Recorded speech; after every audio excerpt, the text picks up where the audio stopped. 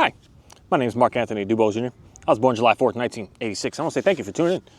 And thank you again. Something that I want to talk about today is very interesting. I saw a short film the other day that kind of lines up with a very interesting comment that I got that really put a lot of thought in me. That's the concept of having a lie to basically being able to survive, to be able to feed your children, to feed your family, to be able to make it another day. And this world really is, in my opinion, just my belief of looking at it, it really does reward those that lie and deceive. And it doesn't reward people that are honest and wanting to stand up for one another. It wants to push those people down. So when it comes down to the concept of having to lie to be able to just feed your family, I see it in every industry. And since I'm heavily deep in working with the dog stuff, I just see it in that, but I see it in everything. I see it in the sense that most cases what we're doing, we're doing it because we think that we're helping. But in most things that we're doing, we start to realize in the end, like, we're not actually helping anybody. We're only helping ourselves. And then in most cases, you realize you're not even helping yourself. You're helping the boss man, the owner of what it is and where it is that you're working. You start off with good intentions. I can say this with like doctors and nurses and people that work in pharmaceuticals and people that work in diet and exercise even, and people that just work in everything. Working with these animals, these dogs, with the horse trainers and I don't know if there's llama trainers or not, but just people that, all industries, all the way down to people that are cutting the grass and putting a roof on your house, to just everything. You get in it wanting to help, seeing that there's a problem and you want to solve the problem. But unfortunately, most cases, I hear this from lots and lots of people. Unfortunately, you start to keep going further and further into doing what you're doing. And you start to realize the little deceptive things that you're doing to make that money to keep on going. So let's just say, like, in the simple aspect of like a roofing company. I don't know why a roofing company is, it's one of the most easiest to see the extreme. Because someone could say, I got a little problem over here and I need to get my roof inspected. And the inspector person comes over and takes a look at it. He could say to you the honest thing. You just need to add a little bit of filler right here and you'll be fine for the next 15, 20 years. He could be honest and say that. But you know what that's going to bring him? A $10 check. Oh, he might have a minimum of $125 show-up fee. And that's it. But he was honest in saying this is what you need. That doesn't feed his family. That doesn't build his business. That doesn't do anything for him. The dishonest thing to do is saying this little hole right here that could be easily just fixed or just replace just one little shingle here. No, we need to do the whole roof because now you got this, and this problem that could happen. And it's going to happen fast. And the biggest thing is you start off with trying to help people, but it starts to turn into, you start to put people in fear so that they have to act, that they have to respond. It's the biggest thing that I've done a lot of training videos and training exercises and training programs, I guess. Did I say that? With companies that are putting you through these programs to be able to learn how to do your sales package and their sales programs. And it always makes people put them into fear. And that's the thing that, say, a roofer can do real easily. Well, you got that hole? I bet you got mold. I bet you got this. I bet you got this. I bet you got that. Now it's no longer just my house might be wet, but now your life is in danger. Your health is in danger. Now the health of your children, your family, your everything is now in danger. Now we need to do all of this. Even though not all that was really going on. And I'm not saying that this is all, but this is unfortunately how most all business kind of just seems to work on this planet. They come in with this, we got to bring this fear into you to get you to act, to get you to buy, to get you to move. And that deceptiveness is what is able to feed your family. Because being honest and saying, hey, this is all that you need, doesn't bring you anywhere. And I've learned that quick with working with these dogs here. I got into it wanting to help people, saying, I see you're struggling and I really want to be able to help you. And I was doing things that in reality wasn't really helping people, but putting people into more fear. And the more fear that they were in, the more that they needed me. The more that they didn't have a choice to like just be on their own. The more that they were just like, oh my goodness, the drive of my dog and this is my dog and the reactivity of my dog. Oh my God, it's going crazy. And I'll say it is crazy. You should be nervous because you see how the dog is acting. What if that dog got loose and got to another dog? What would happen? Your dog would probably hurt that dog. That's just common language that we use because of what we see in that moment. But then when you start to get further into some things, you start to say, hold on, that's not actually the case here. That's not actually what's going on. So when I thought that I was helping people, I was actually just destroying people. I was actually putting people into a worse off scenario. I was actually making people more and more and more nervous of something that they didn't need to be nervous and scared about. So then when I started to become more honest, I started to realize that problem. There's no money in being honest. Being honest, it's I don't want to say no, but it's limited. And it's a lot harder work to do, straight up. It's a lot more that you have to put into it to just make crumbs. But the thing that I think about with that is coming down to the concept of religion, not in the sense of what religion is pushed, but the concept of the Bible, the story of Jesus, the story of all of that. Because I watched a short film that kind of lines up with this earlier. I don't know when I saw it, a couple days ago or yesterday, whatever. And it really got to me of thinking how this guy, there was a chaos going on in the world. And this guy was getting pressured by the system that was saying, if you do not do what we tell you to do, we will basically end your daughter's life.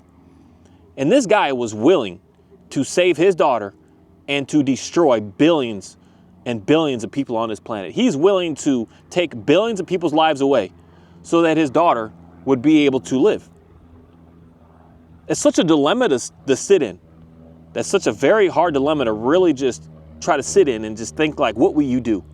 Would you save your child, or would you save the billions of other people out here? What would you do? And in reality, what we would most cases do is save our child and not care about the billion out there. Who are they?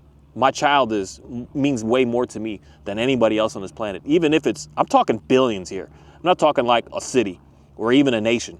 I'm talking like majority of the entire world is at stake.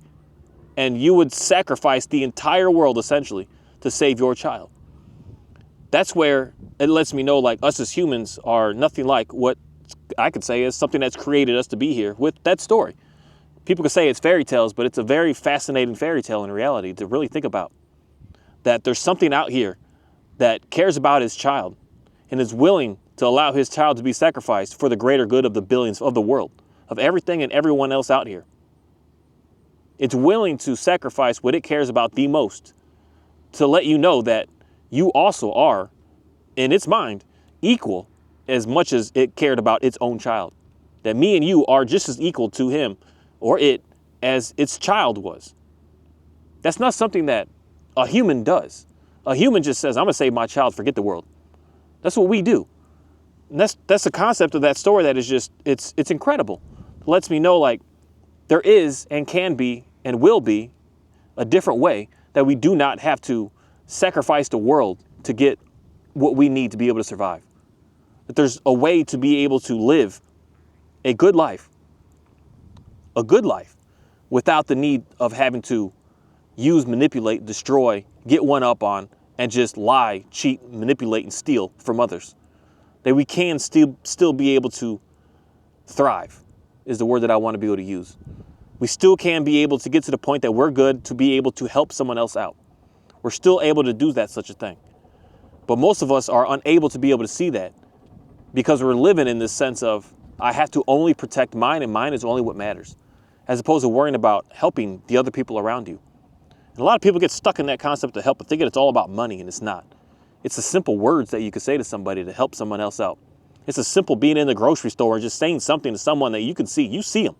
You see them. You see these people everywhere that you're just like, you have something in you that drives you to just want to do something here. Do something in a sense of just, how you doing today? What's going on with you? Everything's going to be all right. And that can transform someone in that moment to have that trickle effect of wanting to continue to do that for someone else. Just that concept of letting someone else know that I see you, you're here. You're not alone. And I'm here with you. My own family isn't the only thing that I only care about, but I also care about you as well. In reality, just as much as I care about my family. That's what I believe that we're just lacking in today. And it's something that is forcing us to have to be the way that we are in reality. We don't get a choice to be able to just help each other. We have to fight. We have to compete. We have to destroy each other so that we can be able to live. That's how it's just set up. And it's going to be a hard thing to get out of that and get away from that, to actually want to be able to help. Because I've noticed that, especially days ones working with my dog stuff and doing my dog training, it's like the fake help, I guess I could say I can give, you make a lot of money doing this. This is a very, very lucrative business, very lucrative. But you're making people have to be dependent upon you and have to stay with you and have no choice but to be able to be on their own and be able to just have what it is that you're so-called promising them. But I've learned that even though I stopped doing that and I hit that period of like, man, this sucks. Everything is still working out. My dogs are still eating. My cows are still eating. I'm still eating. Somehow things are still fine. And I was in a huge jam in reality that everything was just always behind. And having to shift and switch to get into something of realizing, no, I can only be here to try to help somebody.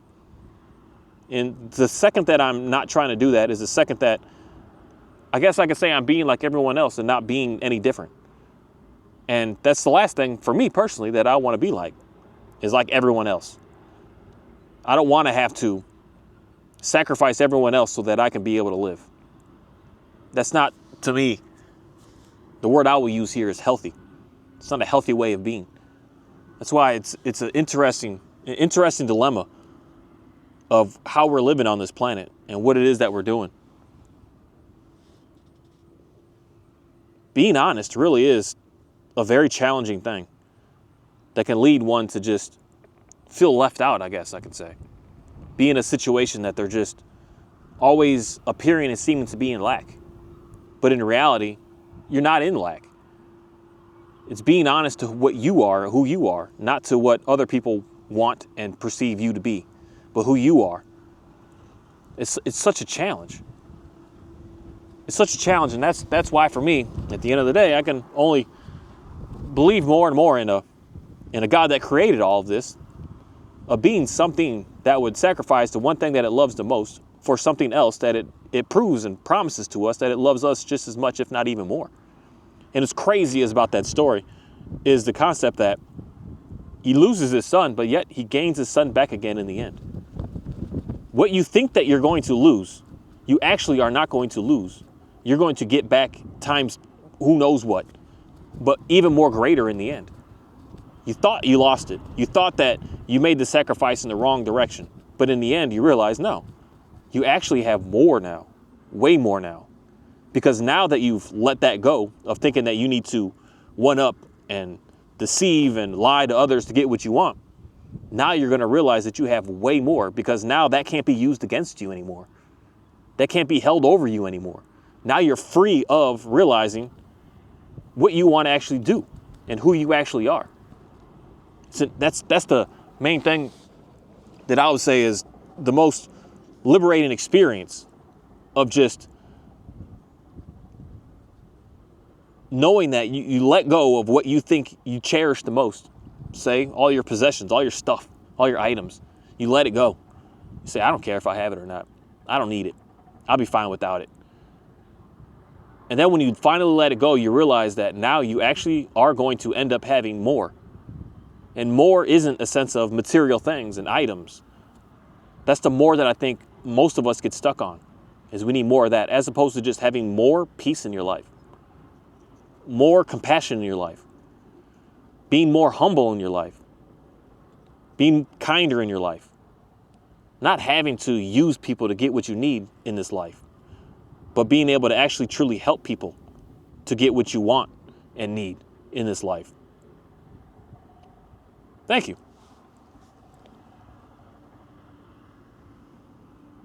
You can go. I appreciate you for staying. You go do what you do.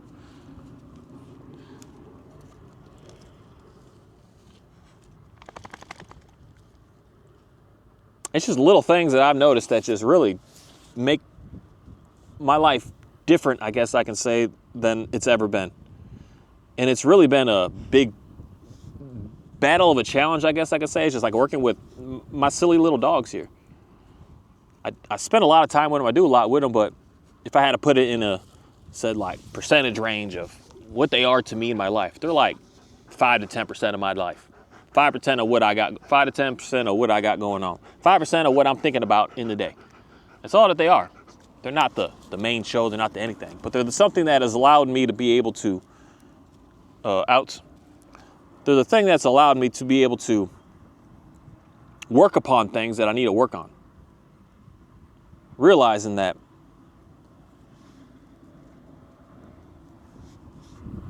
there's some things I need to let go of to be able to realize who I am and what I'm all about and what this world even is all about. Because even me, especially with these these simple dogs, I used to possess them like they're mine. They're mine. They're all mine. Don't even look at them. Don't touch them. Don't be around them. Don't interact with them. They're mine. And I had to start to let that go. And I realized something about that. They're not mine. Then that's the same concept that I can say about children. They're not ours. I'm even personally involved in some, that's the word I'm going to use, mess with my own family that people are trying to take ownership of, and they will lie over them. They will manipulate over them, thinking that they're helping them, but in the end, only just destroying. That's all I could think of, like, in reality. Where would we be if that concept of the Jesus didn't actually die? And God was like, I got to save him and forget the whole world. Where would we be today? Someone would say that we're worse off today because of that. Religion is why we're all battling and fighting. Yeah, I agree with that, totally. Ophi, come here. Your name's Kahi, homie. Sorry. I just don't want her chewing nothing that I can't verify. I don't care if they chew stuff. I just want to see what they chewing. Someone will say the world is already worse because of it, but I only imagine that would be much, much, much, much more worse. Because we really would be in a just everything is a fight. Police wouldn't matter, military wouldn't matter. We wouldn't have any of that. We would just be in a constant, I want it, I'm going to take it, I'm going to end your life to be able to have what I want because I need it right now. We'd be living in a complete disaster, in my opinion. We have things in place because someone said we need to protect and save, or that's the word that they use, right? Protect and serve some folks, because some folks that are not the criminals need protection from the ones that want to just freely do whatever they want to do. So there needs to be some sort of balance.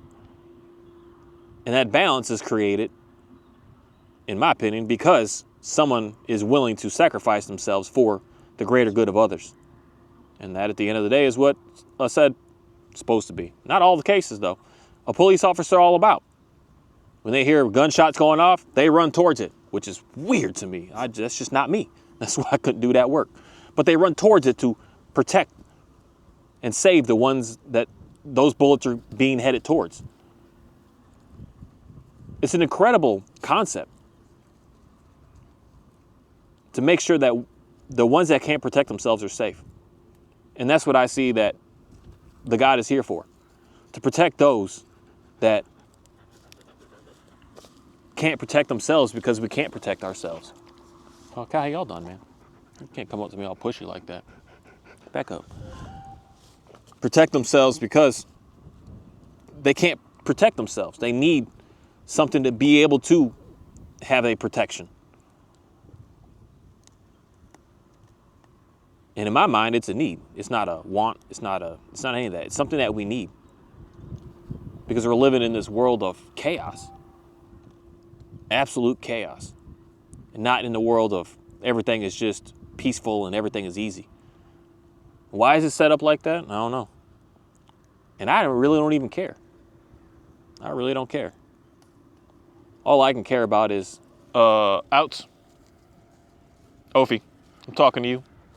Out. No. The world it just is what it is. I didn't create it. I'm just in it. So I'm trying to figure out how to be able to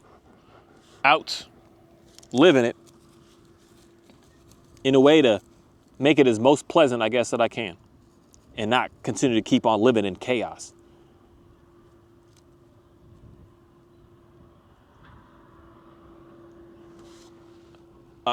You good. You can come here. Come here. It's a interesting experience, just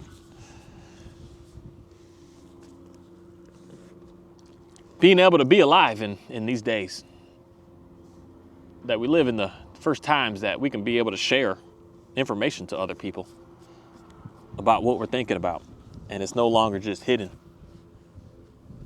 And I believe that that's what allows the world to keep growing, to get into what I would say is a better place.